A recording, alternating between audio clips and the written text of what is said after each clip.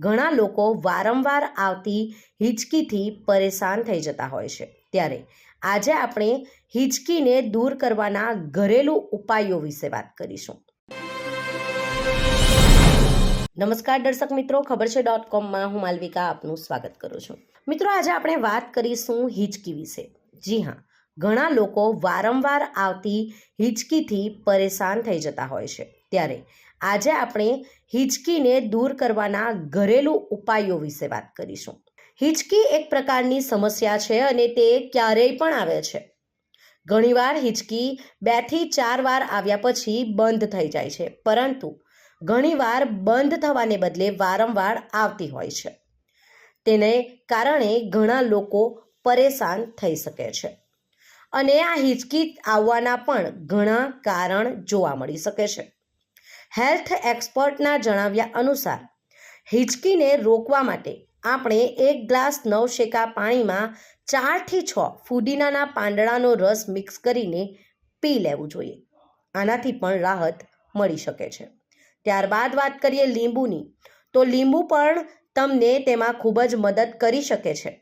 હિચકીની સમસ્યા જલ્દી રાહત મેળવવા માટે તમારે 1 ગ્લાસ નવશેકા પાણીમાં લીંબુ નીચોવીને પી લેવું જોઈએ. તેને પીધા પછી થોડીવારમાં તમને અસર જોવા મળી શકે છે. તમારા શરીરને ફિટ રાખવામાં તમારી મદદ કરે છે આ પાણી. પાચન સંબંધિત સમસ્યાઓમાંથી પણ રાહત મેળવવા માટે આ પાણી ખૂબ જ ફાયદાકારક હોય છે.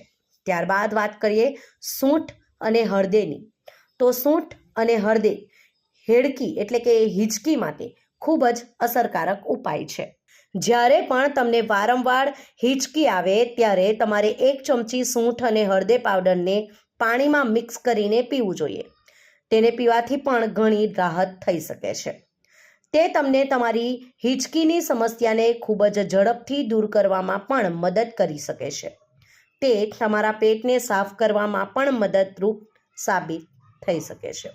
ત્યારબાદ વાત કરીએ મધની, તો મધનું દ્રાવણ બનાવીને પાણી સાથે પીવાથી વારંવાર આવતી હિચકી આવવાની સમસ્યા ઘણી હદ સુધી દૂર થઈ જશે. તે સમસ્યામાંથી તાત્કાલિક રાહત આપવાનું કામ કરે છે. મધ તમને ઘણી બીમારીઓને દૂર રાખવામાં પણ ઘણી મદદ કરે છે. ત્યારબાદ વાત કરીએ આદુવાળી ચાની, તો આદુવાળી ચા પીવાથી પણ હિચકીની સમસ્યાને દૂર કરી શકાય છે. ચાનો સ્વાદ વધારવા માટે આદુ ઘણા રોગો સામે પણ ખૂબ મદદ કરે છે. 1 થી 2 ટુકડા આદુના મોઢામાં રાખીને ચૂસવાથી ઘણી બીમારીઓ દૂર થઈ જાય છે. આમ અહીં જણાવી તે વસ્તુઓનું સેવન કરવાથી હિચકી દૂર કરવામાં મદદ મળી શકે એમ છે.